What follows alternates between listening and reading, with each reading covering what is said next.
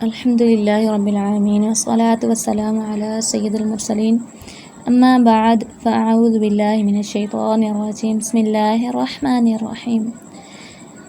اسلام کی شہزادی کے تمام ویورز السلام علیکم ورحمۃ اللہ وبرکاتہ۔ ہم روزانہ آپ کی خدمت میں کچھ اچھی بات، کوئی اچھا اسلامک ٹاپک لے کر حاضر ہوتے ہیں۔ آج بھی ہم زندگی کے بارے میں ایک اچھا سا ٹاپک لے کر حاضر ہوئے ہیں۔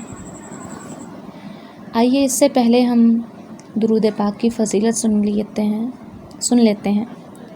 رحمت عالم نور مجسم شاہ بنی آدم صلی اللہ تعالی علیہ وسلم کا فرمان عالی شان ہے، تم اپنی مجلسوں کو مجھ پر درود پاک پڑھ کر آراستہ کرو، تمہارا درود پڑھنا قیامت کے روز تمہارے لیے نور ہوگا۔ سبحان اللہ۔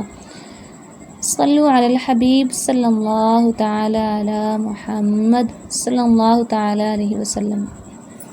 میرے تمام ویورز، آج کے ٹاپک میں ہم یہ سنیں گے کہ ہماری زندگی کا مقصد کیا ہے، آخر دنیا میں آنے کا ہمارا کیا مقصد ہے۔ جنگل میں ایک بارہ سنگھا پیاس سے بے تاب ہو کر پانی کے تالاب پر آیا اور پانی پیتے ہوئے اسے جب پانی میں اپنے خوبصورت سینگوں کا عکس نظر آیا تو فخر و انبساط سے وہ پھولا نہ سمایا، مگر جب اس کی نگاہیں اپنی پتلی اور سوکھی ہوئی ٹانگوں پر پڑیں تو اس کی ساری خوشی کافور ہو گئی، یعنی ختم ہو گئی۔ وہ حسرت سے سوچنے لگا کہ اے کاش اس کی ٹانگیں بھی اس کے سینگوں کی طرح خوبصورت اور موٹی ہوتی تو کتنا اچھا ہوتا۔ ابھی وہ انہی خیالوں میں کھویا ہوا تھا کہ اسے شکاری کتوں کے بھونکنے کی آواز سنائی دی۔ خطرہ محسوس کرتے ہی وہ بھاگ کھڑا ہوا اور چھپنے کے لیے جنگل کی راہ لی۔ شکاری کتوں نے بھی اسے دیکھ لیا، لہٰذا وہ بھی اس کے پیچھے بھاگے۔ بارہ سنگھا اس تیزی سے بھاگا کہ اس نے مڑ کر بھی نہ دیکھا اور سیدھا جنگل میں جا گھسا، مگر اس کی بدقسمتی یعنی بیڈ لک کہ جن سنگوں پر تھوڑی دیر پہلے فخر کر رہا تھا وہ ایک جھاڑی میں پھنس گئے۔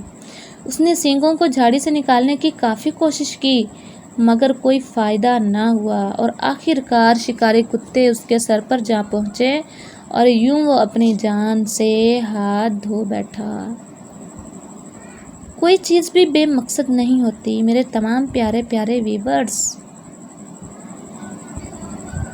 اس حکایت سے ہمیں دو باتیں معلوم ہوئیں، پہلی یہ کہ ہر چمکتی چیز سونا نہیں ہوتی، اور دوسری یہ کہ اللہ عز و جل نے دنیا میں ہر شے کو ایک خاص حکمت کے تحت پیدا فرمایا ہے۔ وہ بارہ سنگھا اپنے جن ٹانگوں کو پتلی اور بدصورت دیکھ کر افسوس کر رہا تھا، وہی اس کی زندگی کے بچانے کے کام آئیں۔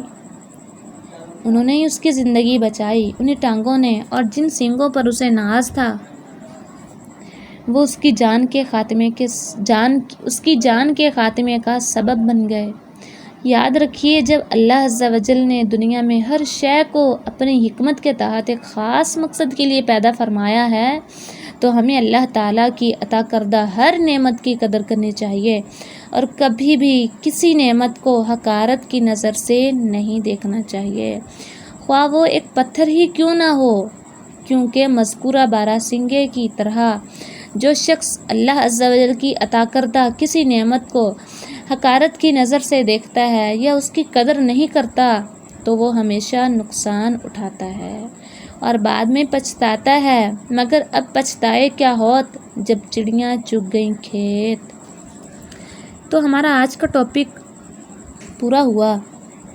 مقصد یہ تھا کہ ہمیں کسی بھی چیز کو کمزور اور کمتر سمجھنا نہیں چاہیے اور اللہ تعالیٰ کی دی ہوئی ہر نعمت پر ہمیں اس کا شکر بجا لانا چاہیے کہ اس نے ہر نعمت کو، ہمارے جسم کے ہر حصے کو کسی نہ کسی مقصد کے لیے پیدا کیا ہے۔